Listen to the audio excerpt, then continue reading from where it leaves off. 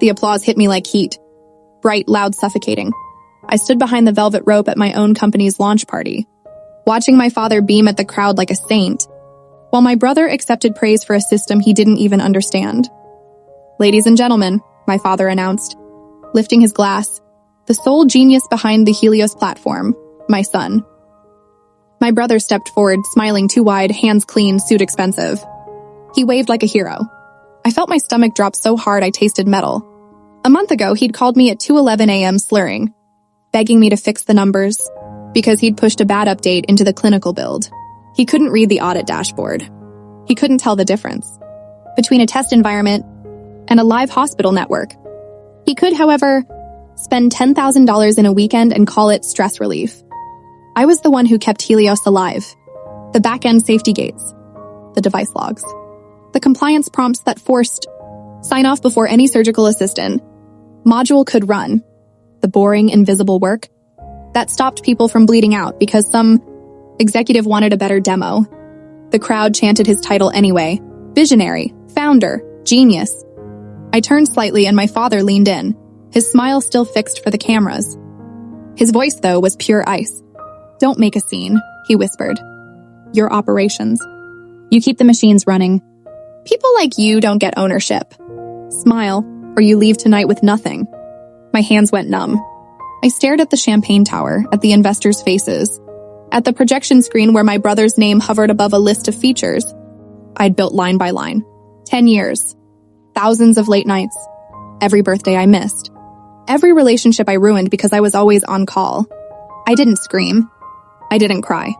I reached into my blazer pocket, pulled out my access badge, and set it on the nearest table. It made a small, polite click. Nobody heard it over the cheering. Then I walked out. The hallway smelled like expensive perfume and freshly cut flowers. Behind me, the music swelled. The MC laughed, and my father's voice floated through the doors as if nothing had happened. Like I was already erased. In the parking garage, I sat in my old car with the engine off and watched the live stream on my phone.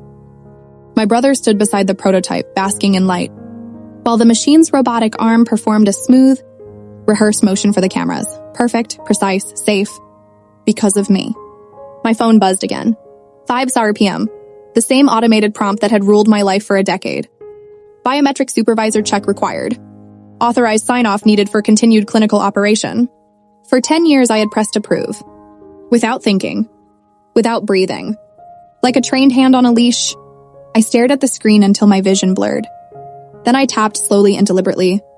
Decline. The vibration stopped. The phone went quiet in my hand, almost peaceful. For half a second, nothing happened. Then the live stream on my screen stuttered. The robotic arm froze mid-motion, fingers suspended in the air like they had forgotten what came next. The soft demo music cut off abruptly, replaced by an ugly mechanical alarm. Not loud, worse, methodical. A slow, repeating warning tone that drilled straight into the room. I watched investors tilt their heads, confused smiles fading. My brother laughed nervously and tapped the console like a child hitting a broken remote. Nothing responded. A red banner rolled across the main display behind him. System restricted. Licensed supervisor not detected. Safety mode engaged. My father's expression shifted. Not panic yet. Disbelief. The kind a man wears when reality refuses to obey him. He clapped once sharply, as if that would wake the machine.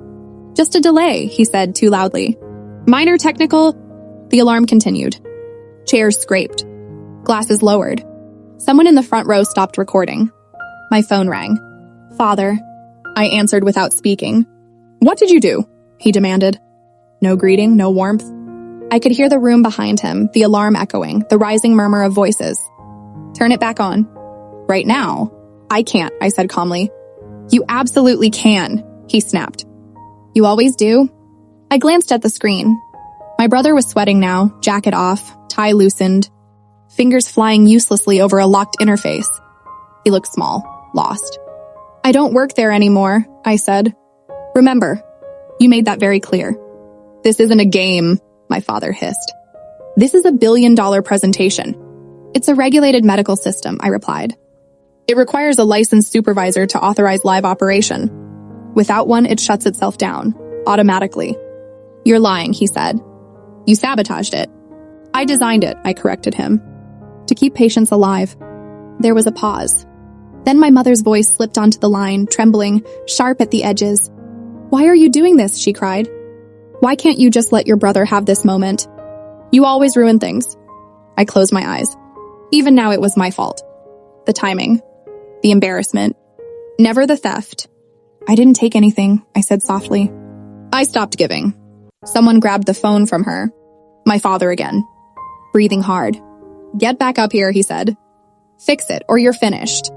In this industry, in this family, I looked at my reflection in the dark windshield. Tired eyes. Steady hands. You already finished me, I said, and ended the call. On screen, the lead investor stood up, and everything began to fall apart. The room unraveled fast after that. The lead investor didn't shout. He didn't threaten. He simply adjusted his jacket, glanced once at the frozen machine, and walked toward the exit. That quiet movement was louder than the alarm. Others followed. One by one. Conversations died mid-sentence. Phones went dark. The celebration collapsed into whispers and sharp breaths. I started the car but didn't drive away. Not yet. I watched my father chase after the first investor, his hand gripping an elbow, his mouth moving rapidly, in that practiced way he used when money was slipping through his fingers. My brother stood frozen, staring at the screen like it had betrayed him personally. My phone rang again. Same number?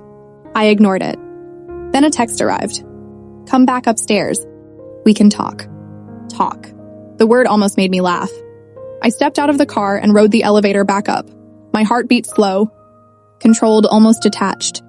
The doors opened onto silence. No music, no applause. Just tension hanging thick in the air like smoke. My father turned when he saw me. His face softened instantly, grief painted on with expert precision. This didn't have to happen, he said. You pushed us into this. I didn't push, I replied. I stepped aside. You embarrassed us, my mother snapped from her chair. In front of everyone. My brother leaned against the wall, scrolling on his phone, avoiding my eyes. Not a word. Not even a denial. I built the safety system, I said. You know that. You know why it's locked. My father nodded slowly as if accepting something painful. Then he sighed. We tried to protect you, he said loudly, for the room. You're emotional. You don't handle pressure well. We were going to transition you out gently. The side door opened. 4 people walked in wearing windbreakers. Serious faces. Identical posture. Authority without effort. My stomach dropped. One of them spoke. We received a complaint alleging internal sabotage and attempted extortion. I felt cold spread through my chest. My father stepped forward, holding a thick folder. We have evidence, he said, voice shaking perfectly. She locked the system and demanded ownership to restore access. I opened my mouth to speak. Metal clicked around my wrists instead. The room watched as if I were a stranger. As they led me toward the door, I looked back at the frozen machine, the blinking warning still flashing behind them. My father thought the handcuffs meant control. He didn't realize they meant witnesses. The hallway felt longer in cuffs. Every step echoed. I could hear my own breathing, steady but shallow, like my body was bracing for something my mind hadn't fully accepted yet. The agents didn't shove me. They didn't need to. The humiliation did the work for them. We stopped near the elevators. One agent spoke into his radio, confirming details, while the other flipped through a tablet, scrolling fast. My father stood a few feet away, arms crossed, jaw set, eyes glassy with practiced sorrow. He wouldn't look at me directly anymore. He didn't have to. He believed he'd won. Then a voice cut through the air. Hold on. The lead investor stepped forward, pointing past everyone toward the boardroom screen that was still visible through the open doors. The warning banner continued to pulse, calm and relentless. That code, he said slowly. That isn't ransomware. My father stiffened. She's manipulating the system, he insisted. She designed it to lock us out. Yes, the investor replied. To comply with federal regulations. One of the agents turned. What regulations? Medical device data integrity, the investor said. Supervisory authorization. Audit trails. You remove the licensed overseer, the system shuts down. By law. Silence spread, heavy, uncomfortable. The agent with the tablet stopped scrolling. What's the code reference? The investor didn't hesitate. 21 CFR Part 11. The agent's eyes lifted sharp now. He typed again, slower, more carefully. My brother finally looked up from his phone. "This is ridiculous," he muttered. "Just turn it back on." The agent raised a hand. "Who signed the last compliance logs?" Nobody answered. "Who," he repeated, "is the licensed supervisor on record?" My father opened his mouth, closed it. The agent turned to me. "Is it you?" "Yes," I said. My voice didn't shake. "For 10 years. The tablet beeped softly. The agent exhaled. "Then removing her didn't cause a crime. It exposed one." My father stepped back. "That's not—" The agent turned fully toward him now. "Sir, operating this system without a licensed supervisor is a felony. Filing a false report compounds it." My brother laughed nervously. "This is insane." The second agent reached for him instead. When the cuffs came off my wrists and snapped onto theirs, the sound was louder than any applause I'd ever heard. My mother covered her mouth. My father didn't perform anymore. He just stared. As they led them away, the warning screen finally went dark. And for the first time in my life, so did their control. 3 months later, the building looked smaller. Not physically, but spiritually, like a hollowed-out shell someone forgot to demolish. The logo had been stripped from the glass. The lobby fountain was dry. A printed notice about federal seizure hung crooked near the front desk. I walked through with a clipboard in hand, not as an employee, not as family, but as a buyer. The auctioneer spoke in a dull voice, listing server racks, fabrication equipment, testing rigs, tools I knew better than my own furniture, machines I had calibrated at 3 a.m. while everyone else slept, trusting that I would keep them safe. My mother wasn't there. She had left weeks earlier, right after the accounts were frozen. She sent a message once, long and emotional, explaining how scared she was, how confused, how she had never meant for things to go this far. I didn't reply. Some explanations arrived 10 years too late. My father was there. He stood near what used to be his office, hair grayer, suit cheaper, hands shaking as he argued with a mover about a desk that no longer belonged to him. When he saw me, his face tightened, then hardened into something bitter and small. "You did this," he said. I didn't stop walking. "No," I replied. "I stopped preventing it." He followed me a few steps, voice rising. "Everything I built is gone." I finally turned. "You didn't build it," I said quietly. "You monetized it." That hurt him more than shouting ever could.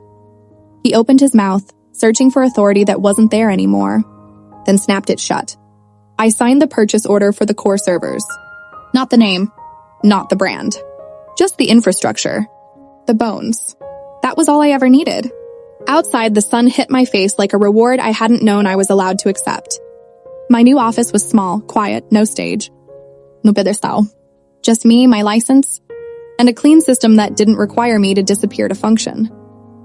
As I powered up the servers for the first time under my own name, a thought settled in, calm and unsettling all at once. I wondered how many people stay trapped. Not because they lack power, but because they never realize the system only works while they keep holding it together. The first night in my new space was silent in a way I had never experienced before. No alerts screaming for attention. No frantic calls. No emergency patches pushed at dawn because someone above me wanted a prettier demo. Just the soft hum of servers I owned, on terms I had written myself. I slept on the office couch that night. Shoes kicked off, jacket folded under my head. I woke up before sunrise, disoriented for half a second, then calm. That calm scared me more than the chaos ever had. At 6:12 a.m., my phone buzzed. A message request. Unknown number. It was my brother. I stared at the screen for a long time before opening it. "You ruined everything. Dad says you planned this for years." I didn't respond. Another message came through almost immediately. "You always hated me. You always wanted what was mine."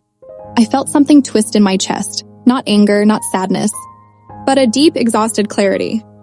For years, I had believed I was responsible for his failures. That if I just worked harder, covered more quietly, fixed faster, he would finally stand on his own. Prison had not taught him humility. It had only sharpened his entitlement. I typed one sentence, then deleted it. There was nothing left to explain. Later that week, a former investor reached out. Then another. Quiet inquiries. Careful wording. They didn't apologize. They didn't admit fault. They just wanted to know if I was building something new. Yes, I told them, but not fast. And not flashy. They asked what I planned to call it. "I haven't decided," I said. I'm waiting until it earns a name. At night, memories still crept in. My father correcting my posture. My mother telling me not to upset him. The constant instruction to be useful, agreeable, invisible. Trauma doesn't vanish when justice happens. It lingers, testing the walls of your new life, checking for cracks. Sometimes I caught myself reaching for my phone at 5 o'clock, expecting the old prompt. It never came. And each time it didn't, I felt a quiet grief for the woman who had answered it every day. Believing obedience was survival, I wondered if she would recognize me now. Or if she would be afraid of what happens when a pedestal finally learns how to walk away. The trial moved slower than I expected. Not dramatic. Not explosive. Just long days filled with words that sounded clean while describing things that were anything but fraud, negligence, falsified logs. When my name came up, it was always followed by compliance officer and sole licensed supervisor. Never traitor. Never saboteur. That mattered more than I thought it would. I testified once, only once. I answered questions without embellishment, without anger. I explained how the system worked, why it locked down, and how many times I had warned them in writing that removing me would trigger a legal shutdown. The prosecutor didn't need theatrics. The truth carried its own weight. My father avoided looking at me from the defense table. When he finally did, it wasn't rage I saw. It was confusion. The kind that comes when a man realizes the rules he taught no longer protect him. Outside the courthouse, reporters waited, microphones, cameras, questions shaped like traps. Do you feel betrayed by your family? Was this revenge? Do you regret what you did? I answered none of them. At night, alone again, I unpacked boxes slowly. Books, tools, old notebooks filled with diagrams and ideas I had once dismissed as impractical because they didn't serve someone else's vision. I pinned a few sketches to the wall. Nothing revolutionary. Just careful, ethical, quietly ambitious. One afternoon, my mother showed up unannounced. She stood in the doorway like a guest, unsure if she was welcome. She apologized in circles, explained in fragments, blamed fear, blamed loyalty, blamed love. I listened. I didn't forgive her. I didn't yell either. I told her I needed distance, not because I hated her, but because proximity had always cost me myself. She nodded, tears falling, and left. When she was gone, I felt lighter. Not happy, free.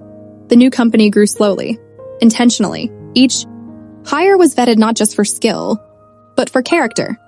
No gods, no statues, no pedestals. Sometimes, when everything was quiet, I wondered if they understood what they lost. Then I reminded myself that the point was never to make them understand. It was to finally understand myself. The last document arrived on a Tuesday afternoon, slipped under my office door by a courier who didn't know what it meant. I recognized the seal instantly. Final disposition, assets transferred, case closed. I sat at my desk for a long time without opening it, listening to the low, steady hum of the servers in the next room. That sound used to feel like a threat, a countdown, a reminder that if I stopped paying attention, everything would fall apart. Now it felt like breathing, reliable, honest. When I finally read the letter, there was no rush of triumph, no cinematic release, just a quiet confirmation that the chapter was done. My father's sentence had been finalized. My brother's plea deal approved. The company that once consumed my entire identity existed now only as paperwork and cautionary examples in compliance seminars. I expected to feel something heavier, anger, vindication, grief. Instead, I felt tired in a good way. The kind of tired that comes after finishing a long climb, when you realize the mountain isn't chasing you anymore. That night, I locked up late. As I stepped outside, the city lights reflected off the glass, and for a moment, I saw my own reflection layered over the building. Not small, not hidden, just present. I thought about the version of me who had believed endurance was the same thing as loyalty, who thought love had to be earned by usefulness, who mistook silence for peace. I hadn't destroyed a family. I hadn't stolen anything. I had simply stopped sacrificing myself to keep a broken system standing. Inside, my phone buzzed once. A calendar reminder I had forgotten to delete. 5 p.m. old habit. Old leash. I dismissed it without hesitation. As I walked to my car, keys warm in my hand, a question followed me into the dark, one that refused to settle quietly. If the system only collapsed because I finally let go, was I ever really powerless? Or was I just trained to believe I was?